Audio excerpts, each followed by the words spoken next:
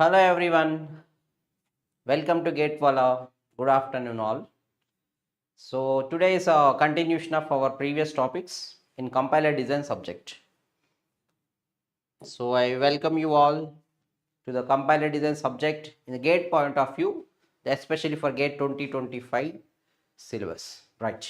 We are discussing in our previous lecture according to the GATE syllabus, which is given in the GATE brochure for GATE 2025. So in our previous lectures, we have discussed so many concepts of compiler design. So some concepts from lexical analysis, some from syntax analysis, some from semantic analysis, especially syntax directed translations. All these things we have discussed in the last sessions. Today also we are going to discuss about a new chapter. It's important one, intermediate code generation. Okay, right. Before going to start this session, we are going to discuss about what are the things already we have discussed, what are the phases of compiler already we have designed. This is the fourth program in our compiler, overall compiler. This is the fourth program. Before this, before going to start this, how to develop this, what are the techniques we are using this. Before going to start this one, let me explain you what we have discussed till now, what are the programs we have developed till now. So in our last class, we have discussed about SDTs, especially in SDTs. All these are the topics of SDTs. Synthesized attributes, inherited attribute, S attributed. In SDT, we have different type of attributes. Synthesized attributes, inherited attributes, S attributed definitions, L attributed definitions. So all these are the things on SDTs. In the last class, I explained you whatever it may be, whatever the SDT, no need to confuse. What you have to do is just write the tree structure, parse tree, construct the parse tree. In the parse tree, perform DFS left to right traversal. That will work for everyone. So DFS left to right traversal will give you answers for all this. That's why SDT, even though we have these many things, we need not to worry, just construct a parse tree, and then with this the semantic analysis of the compiler can be constructed, right? These are the things we have discussed as of now. Lexical analysis, which is giving lexical errors, that one we discussed already. Syntax analysis, and we have seen what are the outputs.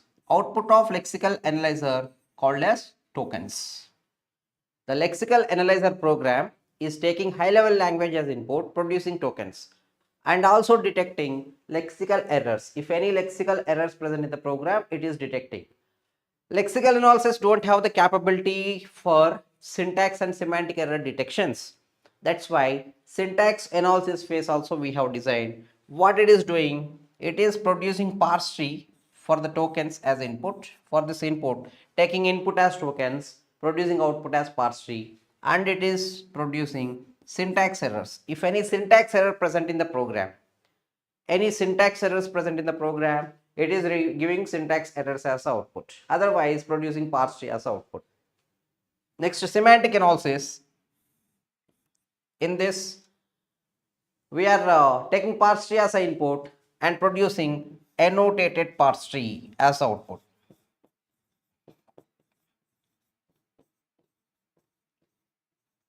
Annotated parse tree as output. It is taking this input and producing this output. And what is the purpose of doing this semantic analysis? In order to identify a special type of error called as semantic errors. So in the first, these three phases or these three subprograms we have designed so far. So to design lexical analyzer, we used finite automata, regular expressions concept. To design syntax analyzer, we used context free grammars as well as tokens as input, and we designed this program by using parsing algorithms. The parsing algorithm can be a top down parsing algorithm or it can be a bottom up parsing algorithm. Based on this, we have developed this phase called as syntax analyzer. Then to design semantic analyzer, we used a concept called as SDT, syntax directed translation.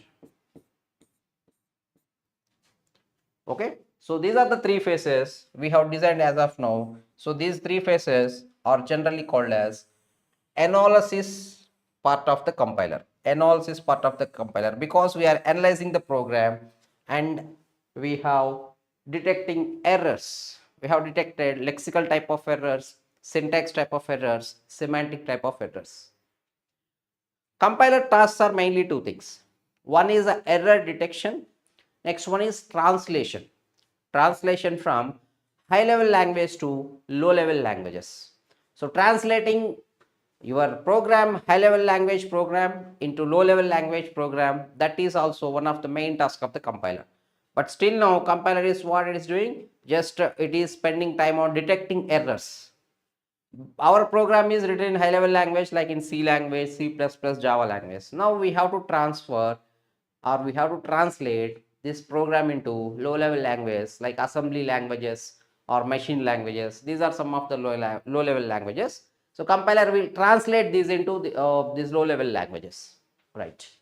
That translation process actually starts from our fourth program, that is intermediate code generation. Intermediate code generator. Okay, so in today's class we are going to discuss about intermediate code generator. What is intermediate code generator? What is the advantage of this intermediate code generator, and what are the topics present in this intermediate code generator? In the intermediate code generation, we have syntax trees. These are the things we are going to discuss in our today's class. We are going to discuss about syntax trees. What is a syntax tree and what is DAG, directed acyclic graph. So DAG is called as directed acyclic graph. Next one is 3 address code and next one is a postfix code. All these are the things we are going to discuss in the present session. Right. So first of all, we'll see what is the advantage of this intermediate code. Can we translate, can a compiler can translate high level language program, any program which is written in a high level language like C, C++, can it translate directly to low level language, directly to low level language like machine language, assembly language? Is it possible? That is the first question we have to frame ourselves. So is it possible to develop a compiler which is translating high level to low level? Means that is possible, but construction, all this is a program, compiler is a program. Constructing such type of compiler is very complex task.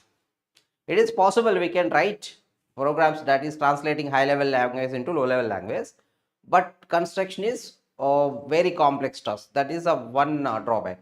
Next one is, the most important thing is, why we want this intermediate code generation is, assume we don't have intermediate code generation, we are translating high level language into low level language.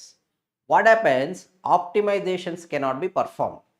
So optimization is the most important part in the compiler. Especially if you observe the present day compilers, so machine time is very much important for us.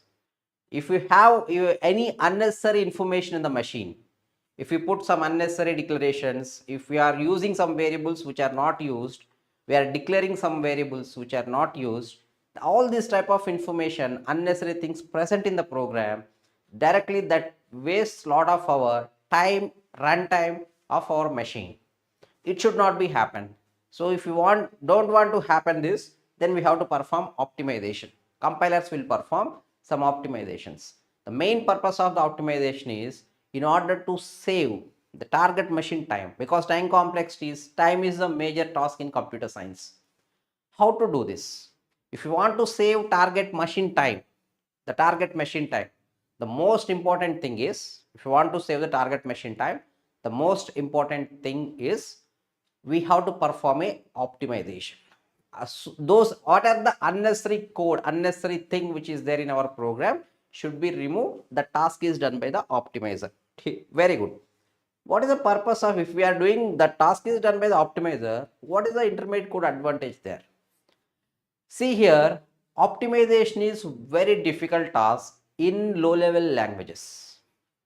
If you want to perform, see, compiler is generating high level language into machine languages. If you want to perform a optimization in the machine language, that is very critical task. If you want to perform optimization in the assembly language, that is also very critical task. If you want to perform optimization in the high level language like C, C++, there itself you want to observe, that is also a difficult task. That's why we are generating some middle code, intermediate code. On that, performing optimization becomes easy.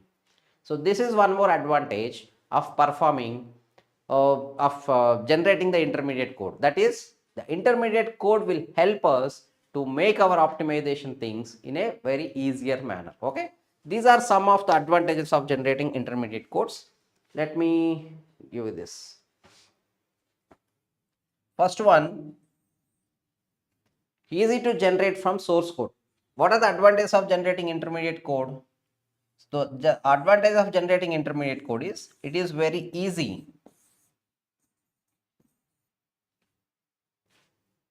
It is easy to generate the source code. From source code, if you want to generate assembly language code, I told you already, from high level language program to low level language program, that is very difficult task. That's why we are generating intermediate code. Generation of intermediate code is the easiest thing. First one. Easy to convert to target code. So from source code to target code is a difficult task, but intermediate to target code like assembly language, that is a easy one. Not that much complex when compared to the high level language program. Next one is performing optimizations becomes easy. So if you want to perform optimization, the low level languages, machine languages and all this is very difficult. But if whenever you want to perform optimization on intermediate codes performing optimization is somewhat very easy, and we can do many type of optimizations in the intermediate code. We have some techniques like block, construction of basic blocks, construction of control flow graphs. Like this, we have so many techniques. But those techniques we can perform on the intermediate codes. Okay, right. Next one is retargeting is possible if intermediate code is generated. What is retargeting? Assume we want to generate multiple compilers. C language. The C language compiler I am designing.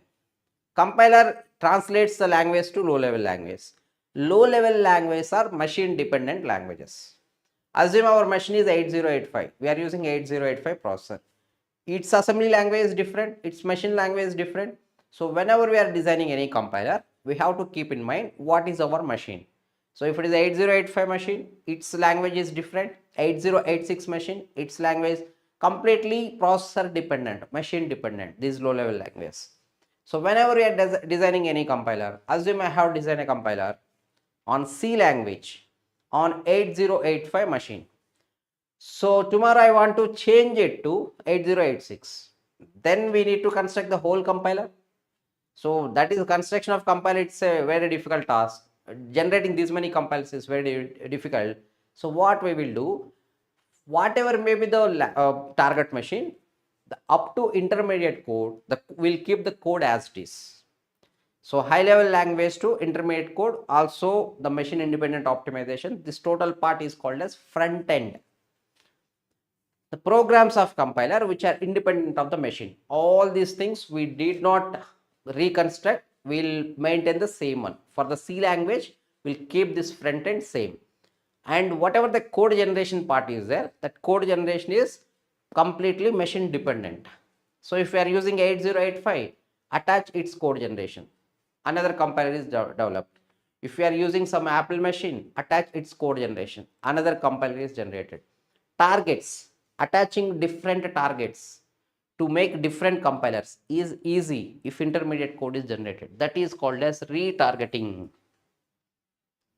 So if you want to attach different targets, that also becomes very easy. That thing is possible if intermediate code is generated. Okay, all these are the advantages of generating intermediate codes in the present day compilers. Right, now let us see what are the intermediate codes, what are the different varieties of intermediate codes the modern compilers are using. So these are the types of intermediate codes. So the intermediate codes that we have here is tree form, linear form. In the tree form, we have syntax trees. So these are the mainly we have two type of intermediate codes with us. One is a tree form code. tree form. This type of intermediate code is there in the tree structure. One more thing is a linear form. That is step by step way we will write it. In the tree form, especially we have syntax trees, DAG, directed acyclic graph. Syntax tree is an intermediate code. Directed acyclic graph is an intermediate code. These two type of intermediate codes are there in tree structures. There's a lot of advantage with tree structures. Okay, we can perform some optimizations and we can maintain precedence and associativities very easily. Whenever anything is there in the tree structures, so we will maintain the precedence and associativities of expressions. Especially these two type of things we'll use to represent expression statements. These are famous for representing expression statements of a program. If you want to represent expression, these are best suitable notations. In the linear form, we have 3 address code postfix. Among all this, the most useful notation, majority of the times, for our gate point of view, also 3 address code is the mainly important thing. Okay. So these are the 4 type of things. In tree form, we have 2 varieties of intermediate codes. In linear form, we have 2 type of intermediate codes, 3 address code, postfix code. So the generation of intermediate code is for our high level language statements. We have to convert them into these forms. Like we have expressions, convert them into intermediate code by using any one of this. We have flow control statements, for loops, while loops, if else statements, convert them into intermediate code by using this. And we have functions, convert them into intermediate code. We have input output statements in C language, printf, scanf, convert them into intermediate code.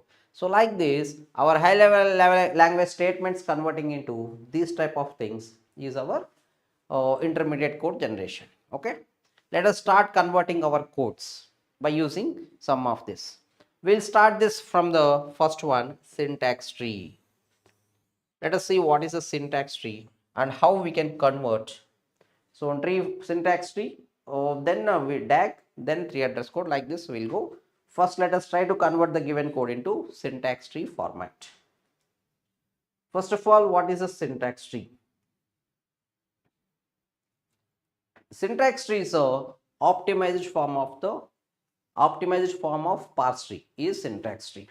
Oh, these are the some of the points here. Optimized form of the parse tree known as a syntax tree. Syntax tree is constructed for expression statements. Syntax tree is constructed for expression statements.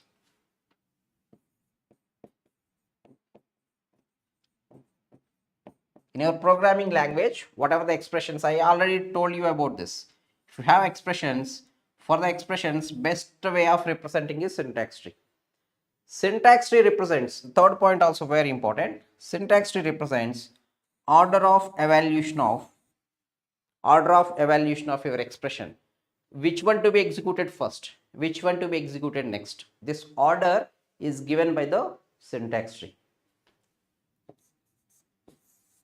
In syntax tree, in syntax tree, for an expression, all operands present at leaf position and all operators present at root position. Okay, we'll see this how the syntax tree is constructed. From that we come to know what is this. So syntax tree is mainly for, so what are the major points from this is, syntax tree is mainly used for expression statements. In the expression, the main problem to the expression is, we have something in the expression which is there in the last, like multiplication, all plus additions are there, last multiplication, last one to be executed first because it is having higher precedence. Based on precedence and based on associativities, expression has to be evaluated. But for the processor, for the machine, it is not known which is to be executed. So it is the responsibility of the compiler. It has to send instructions in such a way which one to be executed first, which one to be executed next. This total task is the responsibility of the compiler. How compiler will maintain this priority in expression, how this should be first, this should be next, like this. For this, compiler represents expressions in tree structures. Tree structures are very best to represent precedence of operators, which one to be higher precedence, which one to be the lower precedence. Let us see one example of the syntax tree so that we come to know how this syntax tree will be constructed. Okay. Assume we have this one. This is the one of the syntax tree for the given expression statements. In this syntax tree,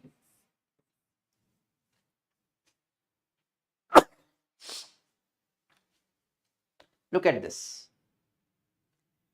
So here, even though we have something, both are same only, gives the same meaning. So I am just deleting this. This is not required for us. Both are giving the same meaning. Why unnecessarily you have to confuse here?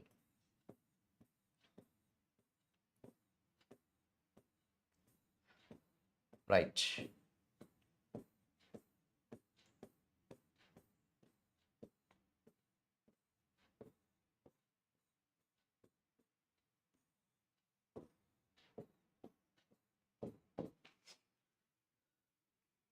This is the expression. In this expression, a plus b star c is there. For this a plus b star c, which one to be executed first, which one to be executed next. So if you want to know what is the precedence, we should know the precedence of operators here. Precedence, there is something called as precedence and associative rules. The precedence and associative rules should be clear for us, corresponding to expression. Here, a plus b star c, union this, plus addition operator is there in the starting, multiplication is there at the last. But here, as per the precedence rules, multiplication should be executed first, then addition. But first multiplication should be executed, then addition. That is what the normal way of executing this. So here star is a, so we want to maintain. See here, this is one of the syntax tree. How this syntax tree is constructed? For your expression, in order to represent all your order of evaluation of expressions, every sub expression, take every sub expression, b star c, construct a tree structure for this, bc star, then a plus b.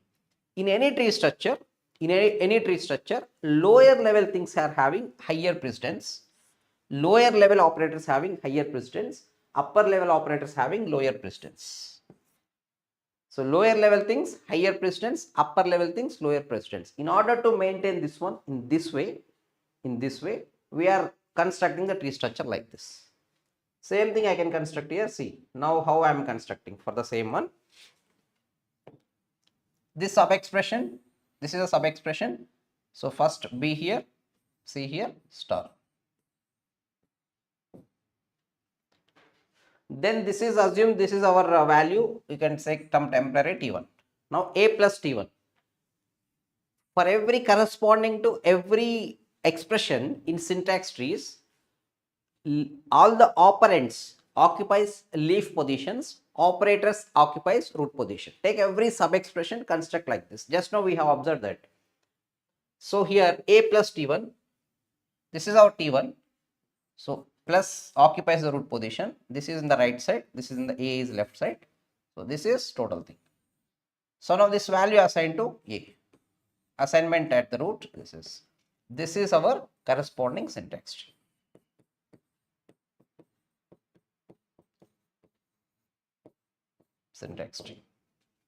So in this, what is the advantage of using this syntax tree? The advantage of using syntax tree here is very simple. Order of evaluation of expressions. On what way these expressions are evaluated. Now we can observe clearly here in the tree structure, operator star is at the lower level. So this is higher precedence. Plus is at the upper level. This is lower precedence. Okay. Assignment last. So like this. Whenever there are so many questions in the gate paper, they will give you some tree structures of syntax trees. What are the precedence of these operators? So from any tree structure of syntax tree, whenever you see any syntax tree from tree structure, so the way we have to analyze the main advantage of giving syntax trees is in order to maintain the precedence. So whenever you observe any syntax tree, you should be in a position to identify the precedence. Here the precedence is lower level things, higher precedence. Higher level things, lower precedence. That's why star is lower, higher precedence, plus is just reverse order in a reverse way. Lower things, higher precedence, higher things, lower precedence. So whenever we want to construct syntax tree, we have to follow the same thing. So in any expression, the order of evaluation expression is very important. On that order, we have to construct our tree structure. One more very important thing here is, in syntax trees, whenever we are constructing syntax trees, the more important thing we have to remember, common sub-expressions. Similar expressions, multiple expressions are there in the same expression, sub-expressions. For them also we have to construct the tree structure. Common sub-expressions will not be eliminated whenever you are constructing syntax tree. Okay. So for this, let us take this. We can easily get the questions if we have this. How many edges present in syntax tree? This type of things very common. How many edges present in syntax tree? So here, on what way? Whenever we are constructing syntax trees, we have to see on what way our order of expression is evaluated, expression order. So in this, which one to be executed first, tell me? So here B star C is executed and B star C is there 2 times. So if B star C is there 2 times, same expression presents in multiple times. Whenever we are constructing syntax trees, do we use repeatedly? Can we reuse them, or we have to construct separately tree structure? Okay, some students are giving answers edges already. Very good. So here, common sub-expressions whenever present in your expression, common sub-expressions, so they cannot be removed automatically. Whenever you are constructing syntax trees, common sub-expressions cannot be removed. For them also, we have to construct a tree structure, tree nodes. So let us see here how we can construct the tree nodes for syntax tree for this. First, B star C. The way of construction of syntax tree is take every sub-expression B star C, construct the node for this. Then B star C.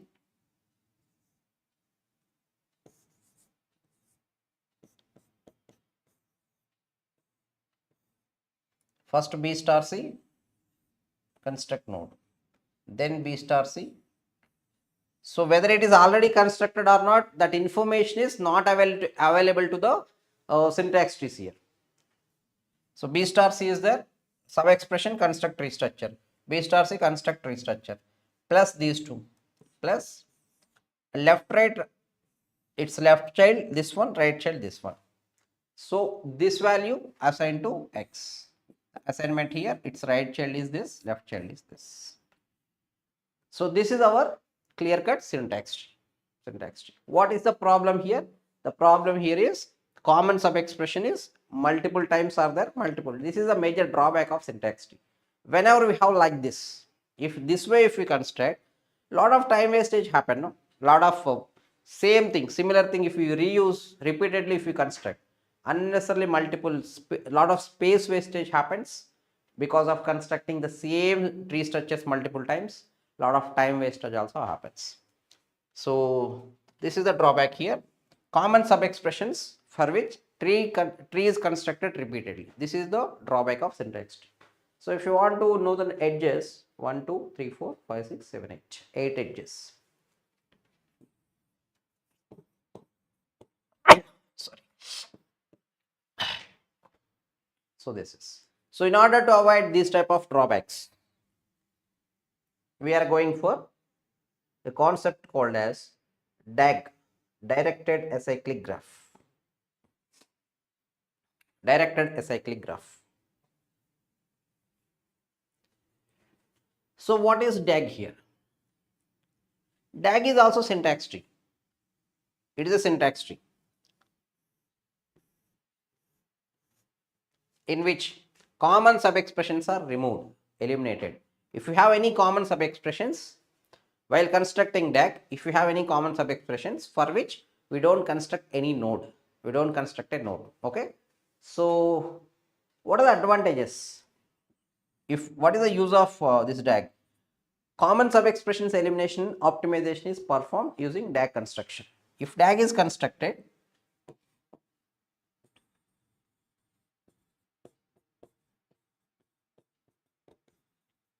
directed acyclic graph. So the advantage here is these commons repeatedly available expressions. Why to construct these many times? If you want to remove them, DAG.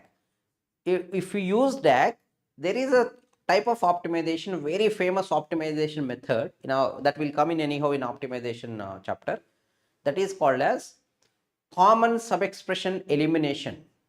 Common sub-expression elimination. If you want to perform commonly available sub-expressions, you have to construct DAG. The DAG construction automatically removes common sub-expressions. Okay, right. Now let us see the DAG. What is this DAG? Syntax tree in which common sub-expressions removed. So for this, let us try to construct. This is one expression. So for this, what we will do, we will construct syntax tree and DAG both for this. Then you can observe the difference.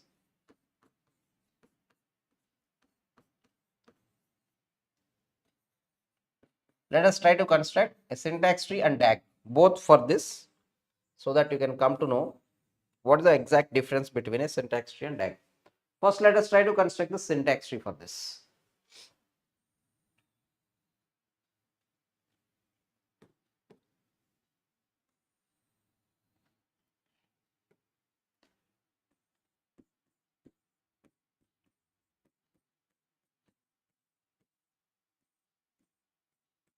Syntax tree. What is syntax tree? The order of evaluation of this expression. What is that? First B star C. Here we can say B star C, for which take this sub expression, construct node. This value plus with A. Okay. Then B star C minus T. Then B star C, for this same thing. B star C, this value minus these two multiplication, assign it to X. This is our syntax tree. Okay. If we want to construct DAG, directed acyclic graph, for the same thing, how it looks like. So what is DAG here? Directed acyclic graph. DAG is a syntax tree. DAG is a syntax tree. Same syntax tree concept. Common expressions removed. We'll eliminate.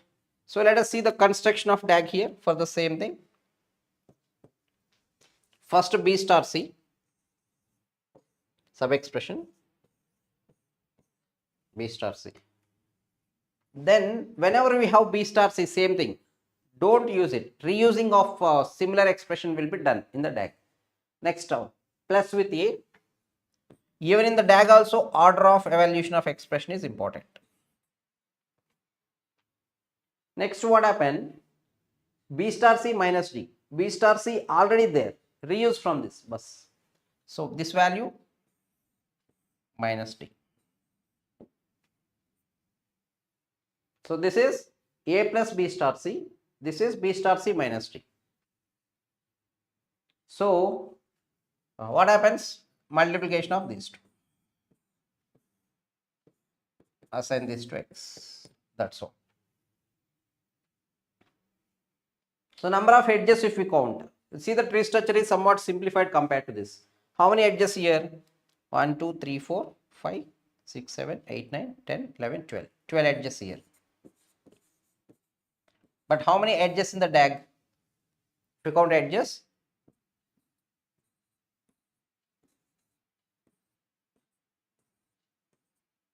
10 edges.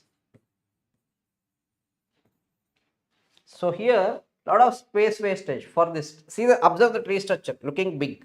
B star C, common sub expressions, because of using repeatedly, we are having this type of thing. This is the result. But whereas in DAG, so these common sub expressions, the main advantage of DAG construction is just for the elimination of common sub expressions. Okay, right. So let us try to construct DAG for one of the critical and beautiful language.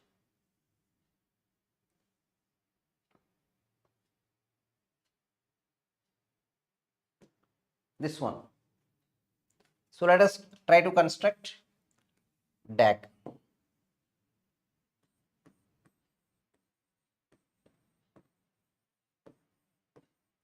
How many edges present in DAG?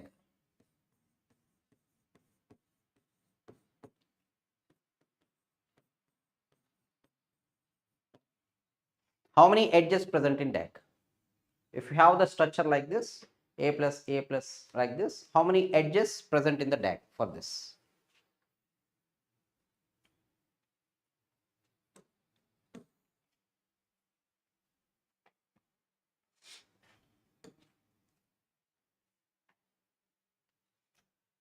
So see here, DAG or syntax tree, that should reflect, that should represent order of evaluation of our expression.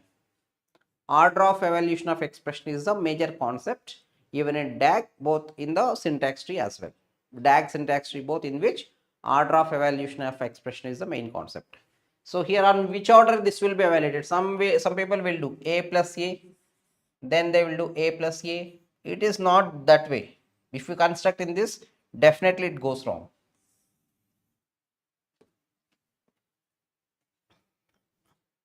And which order?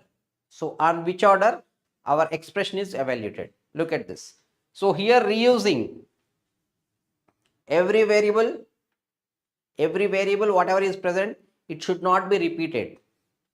Repeatedly should not available in our tree structure, and every expression whatever is used once should not be repeated. So removal of similar expression is the main concept of the DAG. If similar thing if we use, then the DAG concept will not be followed there. Okay, right. So what is there here? Here first A plus A plus A. I am constructing, just observe here, A plus A. So I think better A also should not be used two times. A here, let's take A plus A also only one time. A using two times also not allowed. Right. Next, what happens? Not A plus A. Here, if we have these many, how this will be executed is A plus A, it is left associative. So this value plus with A, this total value plus with A. So this total value plus with A. This is the way evaluation of this expression is happened.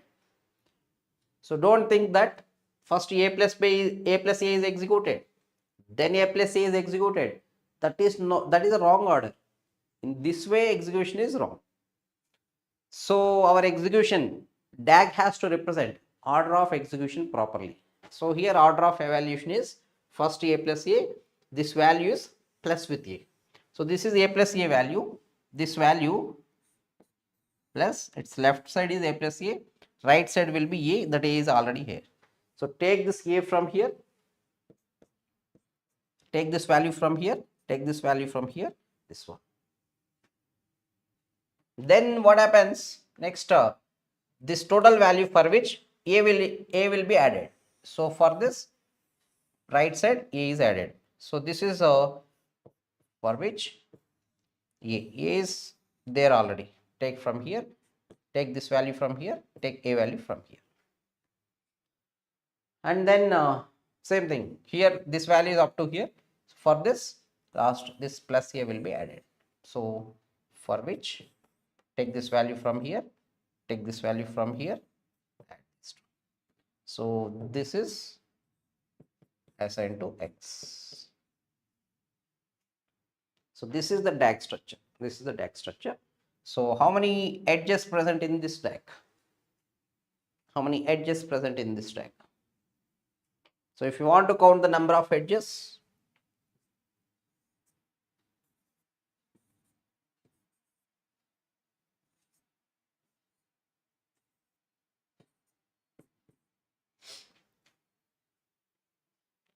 so here 1, 2, 3, 4, 5, 6, 7, 8, 9, 10. 10 number of edges present in the DAG.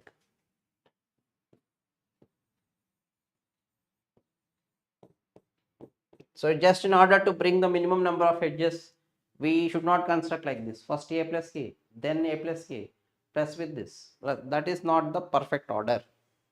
That is not the perfect order. DAG or syntax tree, whatever it is, DAG or syntax tree, everything should represent order of execution. Order of execution is the major concept here. So like this is our DAG, directed acyclic graph, for this expression.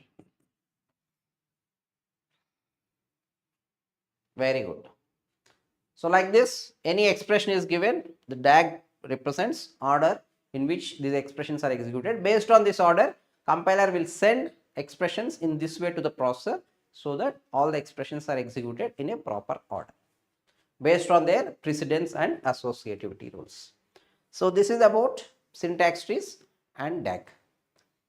Let us see what are the 3 address code here.